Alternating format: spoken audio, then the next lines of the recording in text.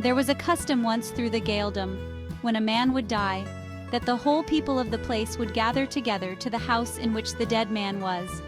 Tai air fair, the shealing of watching, and they would be at drinking, and singing, and telling tales, till the white day should come. At this time they were gathered together in the house of watching, and there was a man in this house, and when the tale went about, he had neither tale nor song, and as he had not, he was put out at the door. When he was put out, he stood at the end of the barn. He was afraid to go farther. He was but a short time standing when he saw 9, dressed in red garments, going past, and shortly after that, he saw other 9 going past in green dresses. Shortly after this, he saw other 9 going past in blue dresses. A while after that came a horse, and a woman and a man on him. Said the woman to the man, "I will go speak to that man who is there at the end of the barn. Sawest thou any man going past since the night fell?" said she. He said that he had. He told her all he had seen. "Thou sawest all that went past since the night fell," said she. "Well then, the first 9 thou sawest, these were brothers of my father, and the second 9 brothers of my mother, and the third 9, these were my own sons, and they are altogether sons to that man who is on the horse. That is my husband. And there is no law in Erin, nor in Alaba, nor in Sassoon that can find fault with us. Go thou in, and I myself will not believe but that a puzzle is on them till day." And she went, and she left him.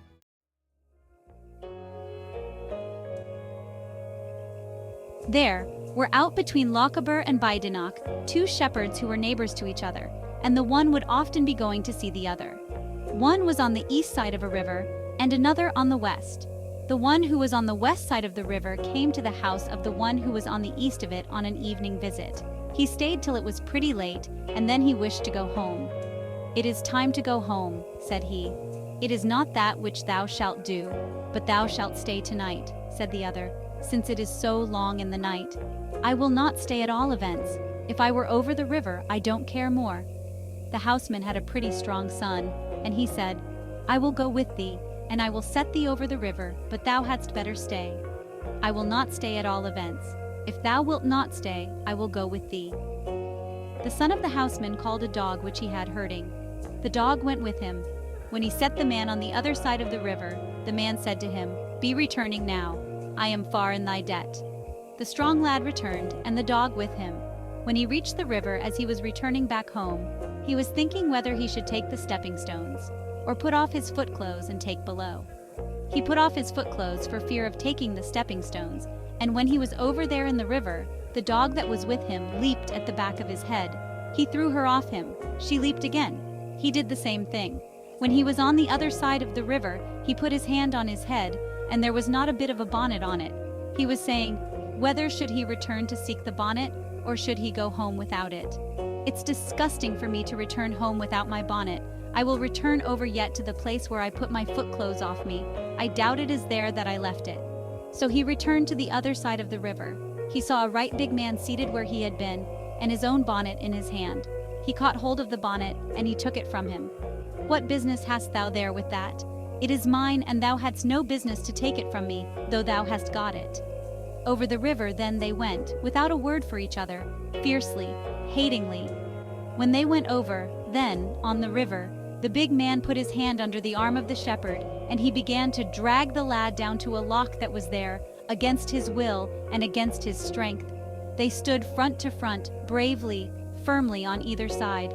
In spite of the strength of the shepherd's son, the big man was about to conquer. It was so that the shepherd's son thought of putting his hand about an oak tree that was in the place. The big man was striving to take him with him, and the tree was bending and twisting. At last the tree was loosening in the earth. She loosened all but one of her roots. At the time when the last root of the tree slipped, the cocks that were about the wood crowed. The shepherd's son understood when he heard the cocks crowing that it was on the short side of day. When they heard between them the cocks crowing, the big man said, "Thou hast stood well, and thou hadst need, or thy bonnet had been dear for thee." The big man left him, and they never more noticed a thing near the river.